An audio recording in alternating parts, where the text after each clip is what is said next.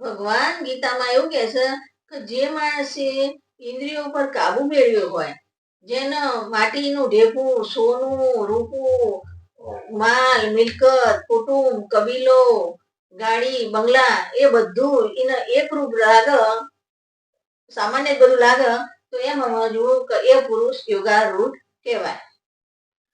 નિત્ય મનને તથા શરીરને નિયમમાં રાખી એકાંતમાં રહી મનને સમાધિમાં જોડવું જોઈએ. પ્રભુ ભક્તિ કરવા એકાંતમાં બેસીએ તો આસન બહુ ઊંચું નહીં રાખવાનું અને બહુ નીચું નહીં રાખવાનું, સમાન રાખવાનું. અને દર્ભાસન ઉપર બેસવું. દર્ભાસન એટલે દર્ભ નહીં હતું એનું આસન બનાવવાનું, કાં તો પછી મૃગચર્મ અને વસ્ત્રાસન એટલે પવિત્ર વસ્ત્ર ગમે તે, પણ એમને એટલું ભય ઉપર નહીં બેસવાનું. કોઈ પણ આસન પાથરી અને એમ તમારે બેસવાનું.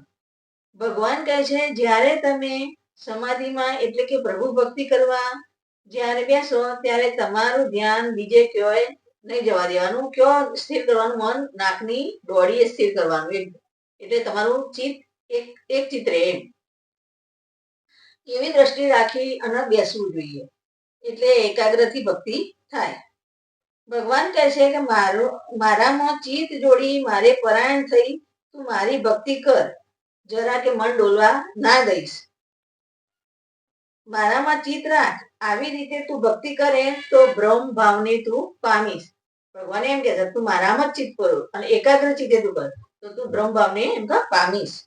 શ્રી કૃષ્ણ ભગવાન કહે છે કે જેના આહાર વિહાર એટલે કે ખાવું પીવું, ઊંઘવું જાગવું બધું નિયમિત હોય, એમ કહો નિયમ પ્રમાણે હોય. મોડું નહીં ઉઠવાનું, વહેલું ઉઠવું જોઈએ. ખાવા પીવા એમ કે ટાઈમ બે ટાઈમ નહીં, અમુક ટાઈમે જ ખાઈ લેવું જોઈએ. જો તે અડધી રાતે કેવી રીતે ખાવું ના જોઈએ.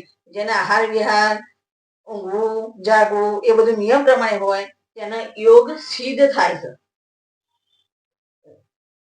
ગમે ત્યારે ખાવું પીવું, ગમે ત્યારે સૂવું એને યોગ સિદ્ધ થતો નથી. જે માણસ શુદ્ધ ચિત્તે શાંત મને પ્રભુ ભક્તિ એટલે કે યોગા અભ્યાસ કરે છે તેની અંતરમાં પ્રભુના દર્શન થાય છે. જે શાંત ચિત્તે ભક્તિ કરે એને પ્રભુના દર્શન અંતરમાં થાય. જ્યારે માણસને અંતરાત્માના દર્શન થાય ત્યારે તેને ટાઢ, તડકો, માન, અપમાન, સુખ દુઃખ બધું કશું એ જાણતો નથી અને ખોટું પણ લાગતું નથી. બધું તેને એક જ સરખું લાગે છે. સ્વાભાવિક રીતે ચંચળ એવા મનને સ્થિર કરવા છતાં સ્થિર ન થાય. આપણું મન સ્થિર ના થાય પ્રભુ ભક્તિમાં તો એના જે વિષય ઉપર ગયું હોય ત્યાંથી એના પાછું ભક્તિ માર્ગમાં લાવવાનું. મન તો ચંચળ છે, ગમે તે ફરશે, પણ તમારા મનને પાછું લાવવાનું અને ભક્તિ માર્ગમાં વાળવાનું. આવું કરવાથી તમે જીવતા જ સમાધિમાં છો એવું તમને લાગશે.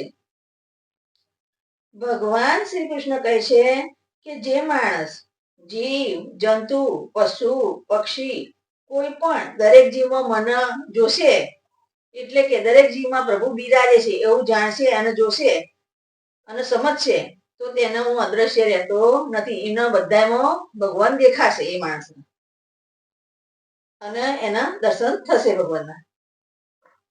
મનને વશ કરવું બહુ કઠિન છે. આપણા મનને વશ કરવું બહુ કઠિન છે, પણ તે અભ્યાસ વડે કરી શકાય, વૈરાગ્ય વડે કરી શકાય. એમ કે અભ્યાસ વડે કરી શકાય, વૈરાગ્ય વડે કરી શકાય. ભગવાન નામ જ ચિત્ત રાખીએ ને તો આપણું મન સ્થિર રહી શકે.